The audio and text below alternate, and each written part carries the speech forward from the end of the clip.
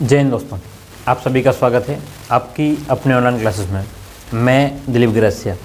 पिछली क्लास में हमने संख्याओं के बारे में पढ़ा था कि संख्याएं कौन कौन सी होती है, और उसमें प्राकृत संख्या, पूर्ण संख्या, पूर्णांक संख्या, परिमेय, अपरिमेय, पूर्ववर्ती, है ना, और अनुवर्ती, अभाज्य, भाज्य, सब संख्याओं के बारे में बात करी थी। ठीक है, अगर आपने नहीं देखा हो वीडियो तो जा कर के ज़रूर देखिएगा। आज हम जो कल हमने बात करी थी पिछली क्लास में, उससे आगे की बात करेंगे, और आज हम लोग प्रश्नों की प्रैक्टिस करेंगे। यानी कि जितने प्रश्न बन सकते हैं, भाज्य, अभाज्य, पूर्ववर्ती, है ना, अनुवर्ती, उन संख्याओं के ऊपर जो प्रश्न बन सकते हैं उनके ऊपर चर्चा करने वाले हैं। चलिए शुरू करते हैं, और आज का हमारा पहला प्रश्न देखते हैं। आज का हमारा क्वेश्चन नंबर पहला, ठीक है, क्वेश्चन नंबर फर्स्ट की बात करते हैं। आज का हमारा क्वेश्चन पहला क्या है, ध्यान से देखिएगा। क्वेश्चन नंबर 1 क्या कह रहा है, आपके सामने स्क्रीन पर है। क्वेश्चन 1, निम्न में से कौन सा असत्य कथन है? निम्न में से कौन सा असत्य कथन है, ऐसा कहा गया है। ऑप्शन ए दे रखा है सबसे छोटी प्राकृत संख्या 1 है। ऑप्शन बी दे रखा है सबसे बड़ी ऋणात्मक पूर्णांक -1 है।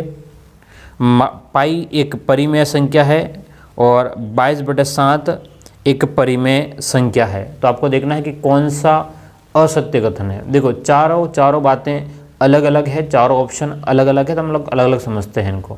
ठीक है, पहला प्रश्न जो था आपका अभाज्य संख्याओं के बारे में है। तो आपसे पूछा कि कौन सा कथन असत्य है, तो ऑप्शन ए ऑप्शन में क्या कह रखा, ध्यान से देखना। ऑप्शन ए को क्या कह रहा है कि सबसे छोटी प्राकृत संख्या 1 है। हम जानते हैं कि आपकी प्राकृत संख्याएं जो होती है, हम जानते हैं कि आपकी प्राकृत संख्याएं n जो होती है वो 1 से प्रारंभ होकर के, कहाँ से प्रारंभ होकर के, 1 से प्रारंभ होकर के अनंत तक जाती है। n का मतलब क्या हो गया आपका प्राकृत संख्या। तो इसका मतलब 1 से शुरू हुई है और कहाँ तक जा रही है, बोलो इनफाइनाइट तक जा रही है, अनंत तक जा रही है। इसका मतलब सबसे छोटी प्राकृत संख्या कौन सी है? क्या प्रश्न हो गया, सबसे छोटी प्राकृत संख्या कौन सी है? तो आपका रहेगा 1 जो है वो सबसे छोटी प्राकृत संख्या। सबसे बड़ी कौन सी हम पता नहीं कर सकते। तो ऑप्शन ए यही था कि ए क्या था, सबसे छोटी प्राकृत संख्या 1 है। तो ए कथन तो आपका सही है। कथन बी पे बात कर रहे हैं, ऑप्शन बी को चेक करते हैं। क्या कह रहा है कि सबसे बड़ी ऋणात्मक पूर्णांक -1 है। तो इसने कहा कि पूर्णांक, तो हम लोग जानते हैं कि भाई पूर्णांक संख्या क्या होती है। पूर्णांक संख्या क्या होती है आप सभी जानते हो वैसे, क्योंकि हमने पिछली क्लास में बात करी। पूर्णांक हम लोग z या फिर i से लिखते हैं, z या फिर i से लिखते हैं। और उसमें क्या होती है कि पूर्णांक संख्या जो होती है वो नेगेटिव होती है। -3, -2 कह दो, -1 कह दो, 0, 1, 2, 3, ये अनंत तक जाएगी, और इधर से भी अनंत तक जाएगी। दोनों ही साइड से अनंत तक जाएगी। तो प्रश्न में क्या कहा है कि सबसे बड़ी ऋणात्मक पूर्णांक।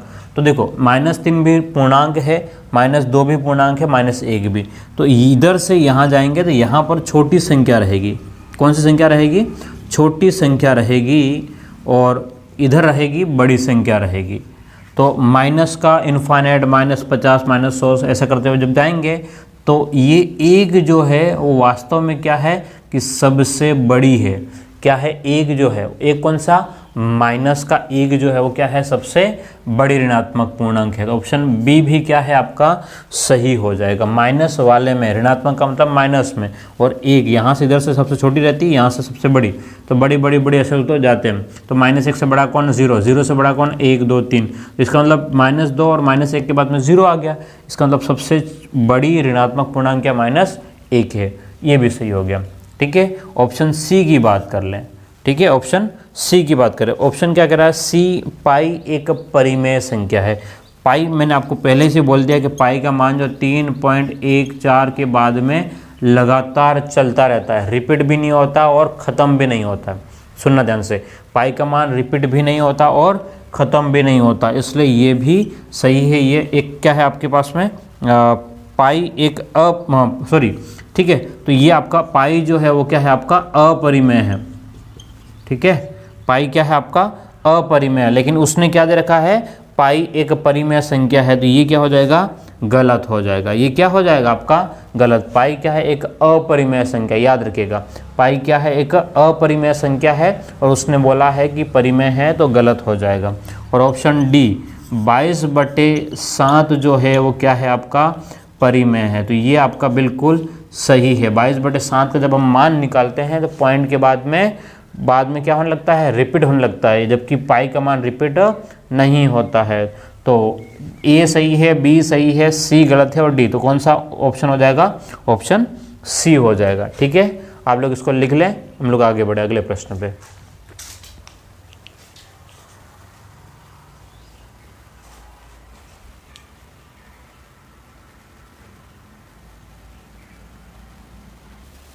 चलिएगा, अब बात करते हैं अगले प्रश्न की, क्वेश्चन नंबर 2 की बात करते हैं। ध्यान से देखिएगा, क्वेश्चन नंबर 2 देखिए, 2 क्या कह रहा है, क्वेश्चन नंबर 2, क्वेश्चन नंबर 2 की बात करते हैं। क्वेश्चन नंबर 2 क्या कह रहा है कि सबसे छोटी अभाज्य संख्या क्या है। सबसे छोटी अभाज्य संख्या, हमने बात करी थी कि प्राइम नंबर जो होते हैं, अभाज्य संख्याएं जो होती है, आपकी अभाज्य संख्याएं जो होती है वो क्या होती है, तो आप लोग कहेंगे सर अभाज्य संख्याएं जो होती है वो 2, 3, 5, 7, 11, 13, 19 है ना, 17 लिख लो, 17, 19 ऐसे करते हुए हम जाते हैं। कहाँ तक जाएंगे, तो अनंत तक जा सकते हो। ये सब के सब आपके क्या है, प्राइम अभाज्य संख्या या रूढ़ संख्या है। इसको हम लोग रूढ़ संख्या भी बोलते हैं, अभाज्य बोल सकते हैं या फिर रूढ़ कह सकते हैं। तो क्या कह रहा है कि सबसे छोटी अभाज्य संख्या, तो सबसे छोटी अभाज्य संख्या आपकी 2 है। ठीक है, सबसे छोटी अभाज्य संख्या कौन सी है, 2। तो ऑप्शन आपका सी जो है वो एकदम करेक्ट आंसर है। ऑप्शन सी जो है वो क्या है आपका एकदम करेक्ट आंसर है। ठीक है, हाँ। उसके बाद में क्वेश्चन नंबर 3 को भी हम लोग साथ ही साथ देख लेते हैं। क्वेश्चन नंबर 3 को भी साथ ही साथ देख लेते हैं, क्योंकि हमने ये लिख रखा है तो हमारा काम आ जाएगा। ठीक है, हाँ।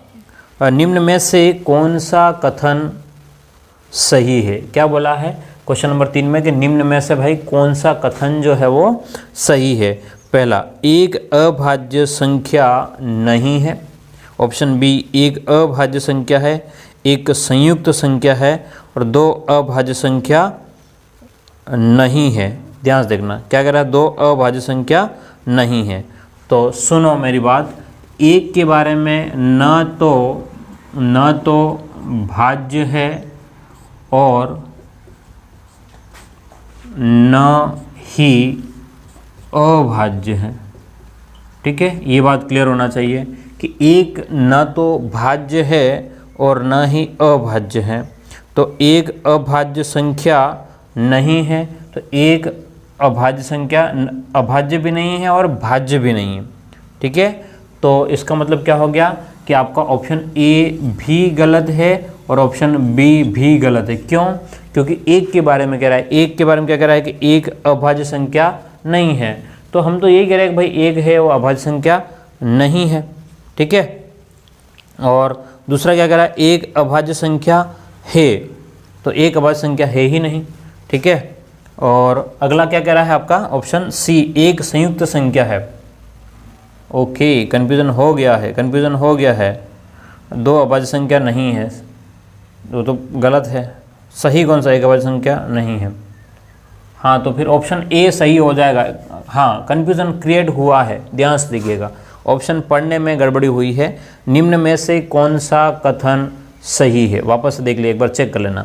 निम्न में से कौन सा कथन सही है ये पूछा गया है। उसने कहा है कि एक अभाज्य संख्या नहीं है ना। ए ऑप्शन क्या कह रहा है कि ए ऑप्शन क्या कह, एक अभाज्य नहीं है, तो सही बात है, एक अभाज्य नहीं है, सही बात है भाई। हम यही तो कह रहे हैं, एक न तो भाज्य है और न ही अभाज्य है, यानी कि एक अभाज्य भी नहीं है और भाज्य भी नहीं है। ठीक है, बी ऑप्शन क्या कह रहा है कि एक अभाज्य संख्या है, एक अभाज्य संख्या है, ये गलत हो गया। एक अभाज्य संख्या नहीं है, एक अभाज्य संख्या नहीं है। ठीक है, ऑप्शन सी क्या कह रहा है, एक संयुक्त संख्या है, एक संयुक्त संख्या है, तो ये भी गलत है। संयुक्त संख्या का मतलब दो संख्याओं को मिलाने पर, ठीक है, बात करेंगे, हमने बात कर ली है, ठीक है। और दो अभाज्य संख्या नहीं है, जबकि दो जो है आपका अभाज्य संख्या है, इसका मतलब ये ऑप्शन भी गलत दे दिया, क्यों, दो अभाज्य है,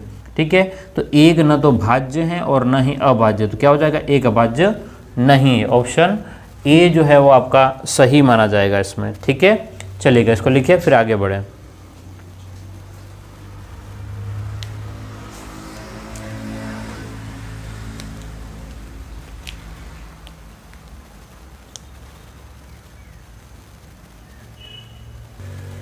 चलिएगा, क्वेश्चन नंबर 4 की बात करते हैं। क्वेश्चन नंबर 4 क्या कह रहा है कि 1 से 10 तक अभाज्य संख्याओं की संख्या कितनी है। क्या कह रहा है, 1 से 10 तक अभाज्य संख्याओं की संख्या कितनी है। तो अपन 1 से 10 तक की बात करें तो 11 जो है वो 10 से बाहर हो जाएंगे, तो हमारे पास में 4 संख्याएँ 2 3 5, 2 3 5 7 आपके पास में अभाज्य संख्याएँ हैं, 2 3 5 7। एक तो 2 है, 3 है, 5 है और 7 है, तो कितने अभाज्य संख्याएँ हैं, 4। कहाँ से कहाँ तक, तो 1 से लेकर के 10 के बीच में कितनी संख्याएं हैं, तो 4 संख्या है। तो ऑप्शन कौन सा हो जाएगा, ऑप्शन सी जो है एकदम सही हो जाएगा। क्लियर है बात। चलिएगा आगे बात करते हैं।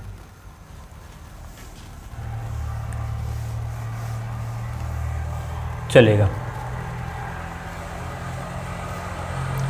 5वें क्वेश्चन की बात करते हैं।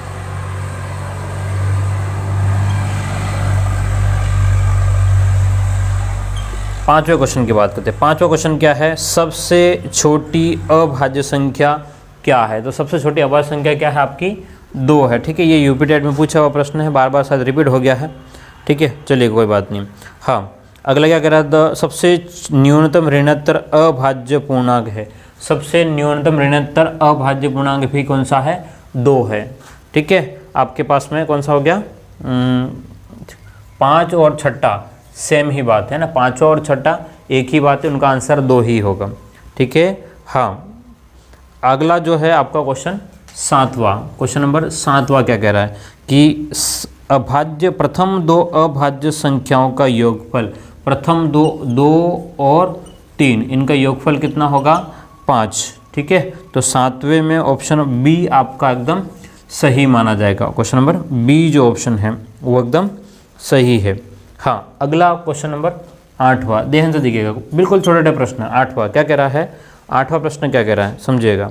8वां ये कह रहा है कि 5 अभाज्य संख्याओं का योगफल है, कौन सी, प्रथम 5, तो 2 3 5 7 और 11, 2 3 5 7 और 11, तो 2 और 3 कितना हो गया, 5, 5 और 5 10, 10 और 7 17, 17 और 11 28, कितने हो जाएंगे, 28। तो क्वेश्चन नंबर 8वां जो आपके सामने कंप्लीट हो गया, ठीक है। हाँ जी, 8वां कंप्लीट हो गया, लिख लो इसको, फिर आगे बढ़ते हैं।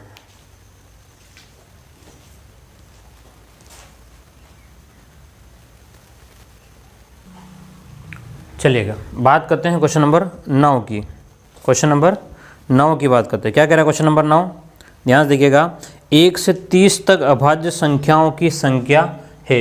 1 से लेकर के 30 तक कितनी अभाज्य संख्याएं हैं, तो आप लोग लिखेंगे 1 से 30 के बीच में 2 3 5 7 11 13 17 19 23 और 29, ठीक है।